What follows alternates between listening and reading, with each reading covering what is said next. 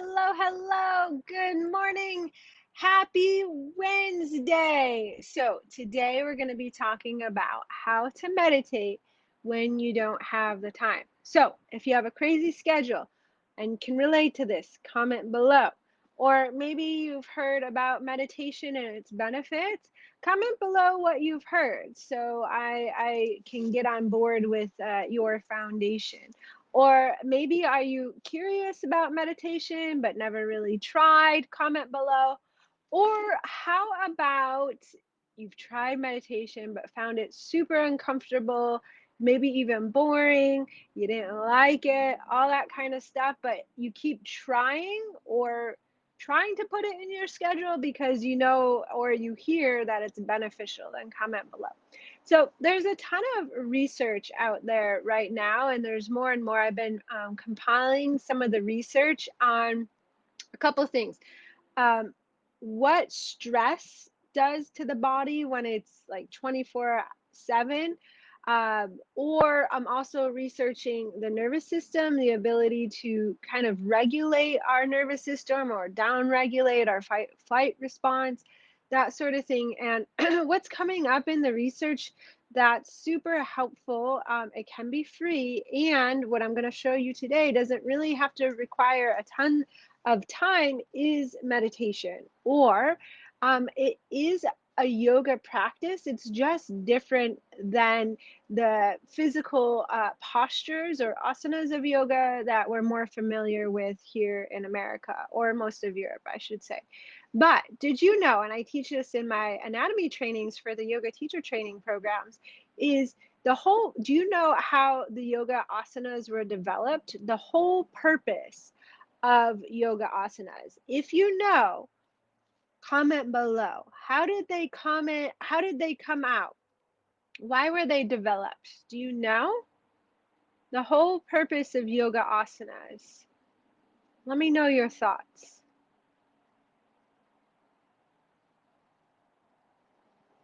I'll tell you. It's to meditate, to open the body so you can sit longer, more comfortably for meditation. So, uh, back in the Himalayas, back decades, centuries ago, yoga really was meditation. And we've modernized it to more of this physical practice, even adding in hot sequences and all sorts of stuff and all sorts of names and titles and packages in a pretty bow. And that's all great. However, you practice your yoga, the style, all that really doesn't matter. In fact, I have a few podcasts on it, like the different styles of yoga, how to choose what's more appropriate for you. But I just want to remind you that at its core, at its foundation of yoga is meditation. And why meditation, there's so many different lineages, it's across so many different cultures, is because it does have a lot of benefits. And then specifically, on our nervous system, so we can prevent some of those harmful effects of stress that can really take its toll physically and on our health. Okay, so that's the whole purpose. So over the next few weeks, I'll be going over some different types of meditation. There's some types of meditation that's very structured and very rigid, and you have to follow a certain protocol, and you have to sit and you have to do it this way or that way. And I'm sometimes that is appropriate, especially if you find yourself like a squirrel all over the place or not committing. There's times to have a rigid meditation. However, I want you to open your mind to the possibility that meditation become part of your lifestyle. For example, prior to my daughter being born, I used to meditate by sitting myself up, using the fancy bolsters and the support, and more of the traditional meditation taught through the lineages. And I'd meditate for anywhere from 5 to 7 minutes on some days, 20, 40, and sometimes an hour if I got lucky in time.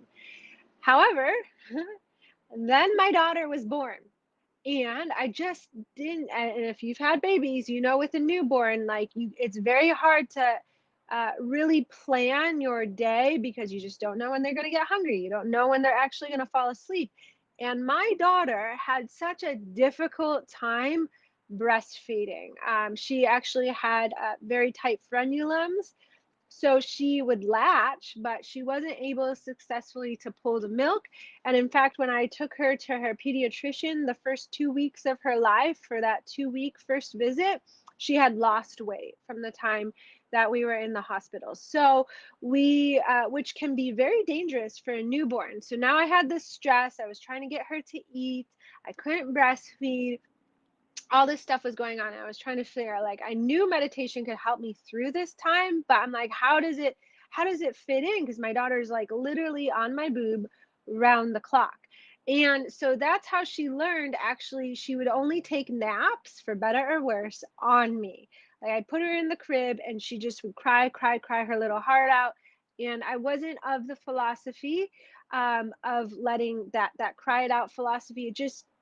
Wasn't working for me. And no judgment if that's what you use. That's perfectly fine. For me at that time, just was not working. So for better or worse, that's why I say for better or worse, she learned how to sleep only on me. So there I was, stuck on a couch or a chair for an hour or two at a time with my daughter sleeping on me, because she would feed finally and then sleep.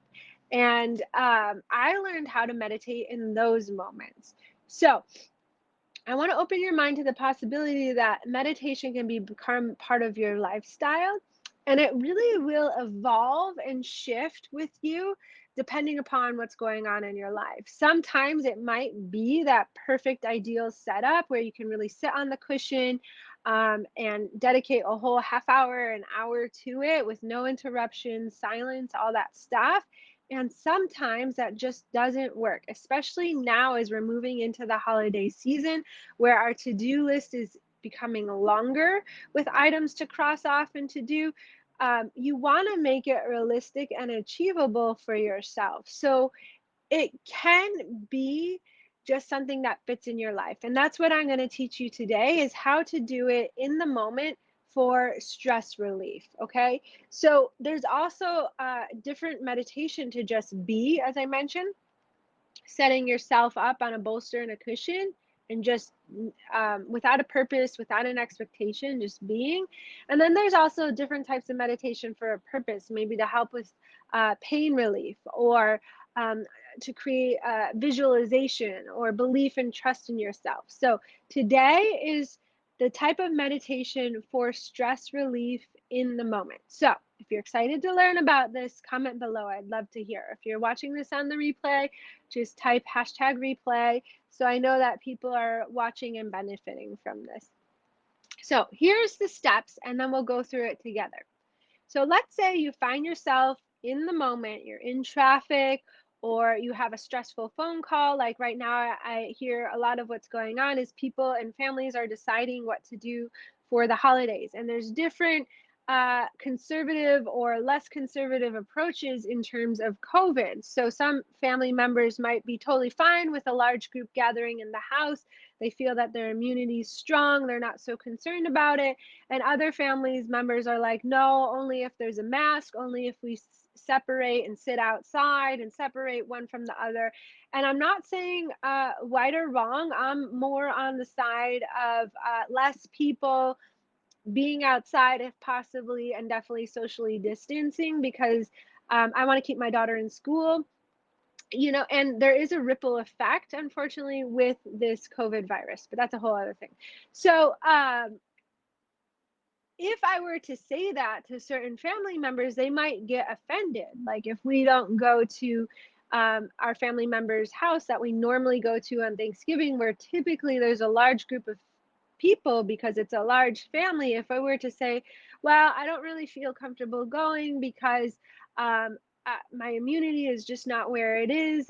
My lungs are actually being monitored for some things right now.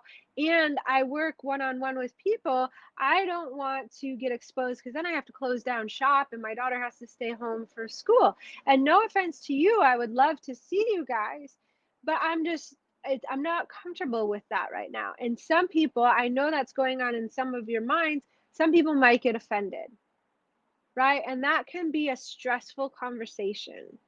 and have a stressful outcome, or maybe not even the ideal outcome. Maybe you're stressed because you're sad because someone told you they're not coming, or maybe you're stressed because you're like, oh my gosh, everyone's coming, and how am I going to keep everyone safe, right? And then on top of like getting the groceries, setting up the house, all this kinds of stuff. Now I'm stressing you out talking about all this probably, right? Okay, so in the moment when you have some type of trigger or step response, stress response, here's what I want you to do. Close your eyes. We're going to go through this together. We'll do it right now so you can experience it. So just get yourself all comfortable in a seat, or you can lie down on a bolster, couch.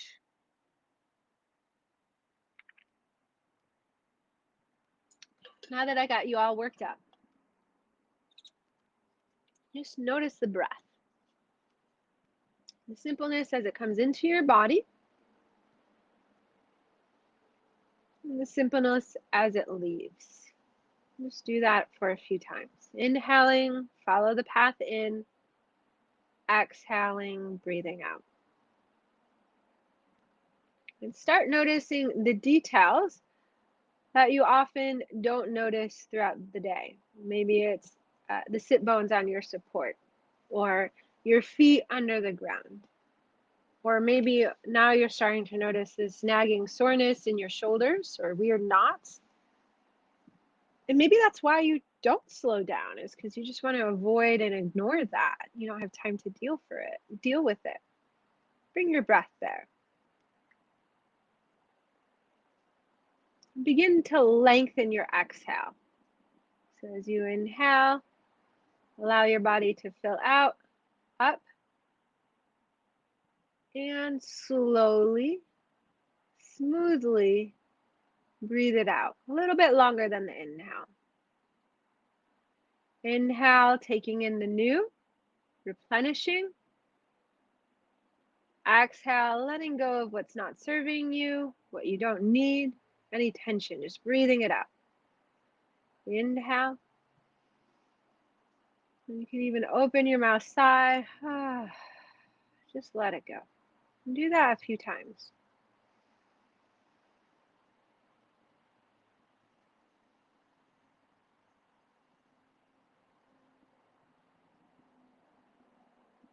And if there was a place in your body that's maybe uncomfortable, or you noticed some pain or soreness, allow the breath to linger there. Inhale, fill it up.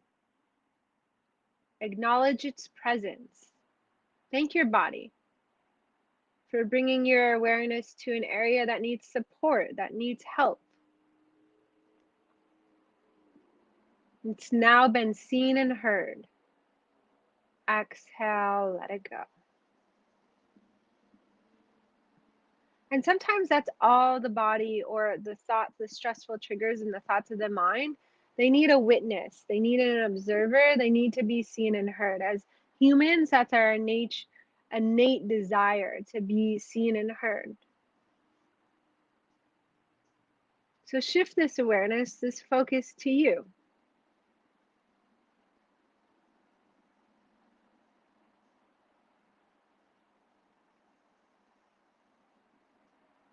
And then notice your thoughts. What were those exact worries and fears? What was it? Because you can't control what someone else said. You don't have control over a decision that someone else makes. What you do have control is over your own thoughts.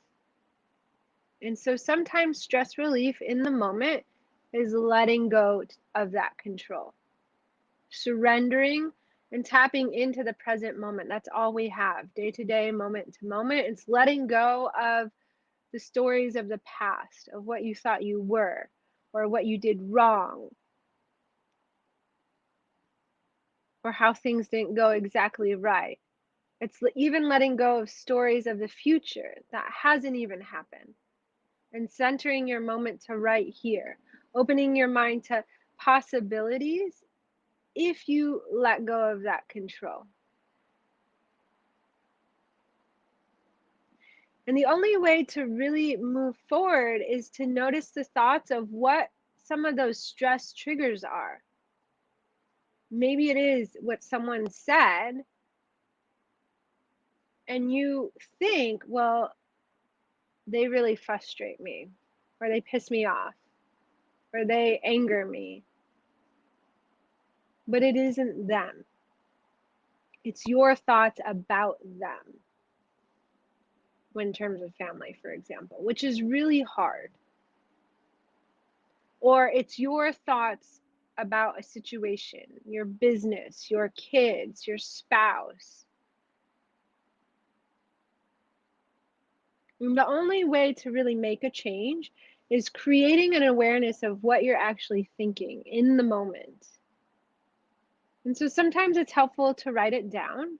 Sometimes if you're driving, just creating that awareness. And then if you do have a journaling practice later that day or the next morning, getting it all out of your head and working through it. And that's what I really take you through step by step in my program, is learning all these different types of meditation techniques and learning how to journal and work through them once you have that awareness. But this is a really good place to start.